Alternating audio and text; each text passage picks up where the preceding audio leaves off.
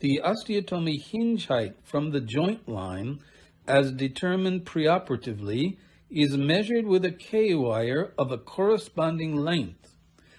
A K-wire is then inserted perpendicularly into the tibia. The K-wire is defined as the apex wire. The angle of the protractor installed wire insertion guide is set to the preoperatively planned correction angle and attached to the apex wire. A pair of K-wires is inserted into the tibia through the sleeve and converge towards the apex wire. The angle between the two pairs of K-wires becomes the preoperatively planned correction angle. A specially designed parallel drill guide affixed to the proximal K-wire, in which multiple small tunnels are aligned, is attached in the two proximally inserted K-wires.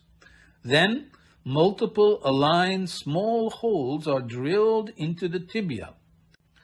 A coronal ascending osteotomy, parallel to the anterior surface of the tibial tubercle, is performed using a thin isolating saw. This procedure leaves the tibial tubercle intact, maintaining a width of 10 millimeters. Then a wedge osteotomy is performed along each row of parallel drill holes using a thin oscillating saw. A wedge osteotomy is completed with a thin chisel. A bone wedge is resected from the lateral tibia. The medial side of the parallel drill guide is then attached to the previously inserted apex K-wire, and multiple drilling is made on the planned medial osteotomy line. The medial side of the ostomy is carried out using a thin oscillating saw and chisel. The K-wire is inserted from the anterior medial aspect of the distal tibia to transverse the apex of the V-shaped osteotomy. The operating surgeon then gradually applies valgus force to the tibia, closing the lateral wedge gap. An additional K-wire is introduced to traverse the closed ostomy site. Medial and lateral points from the joint line determined preoperatively are marked with K-wires using a sterilized veneer caliper.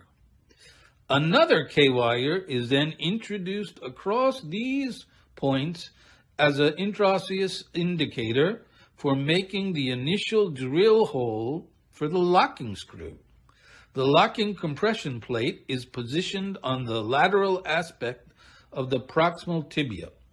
A K-wire is inserted through an aiming sleeve guide to temporarily secure the LCP in place. The surgical procedure continues with the drilling of the proximal tibia through the drill sleeve, ensuring the complete overlap of bone tunnel and the intraosseous indicator. A cannulated locking screw is introduced using a power driver and firmly locked into the plate. A bone tunnel is created at the compression applying hole, and a solid screw is inserted.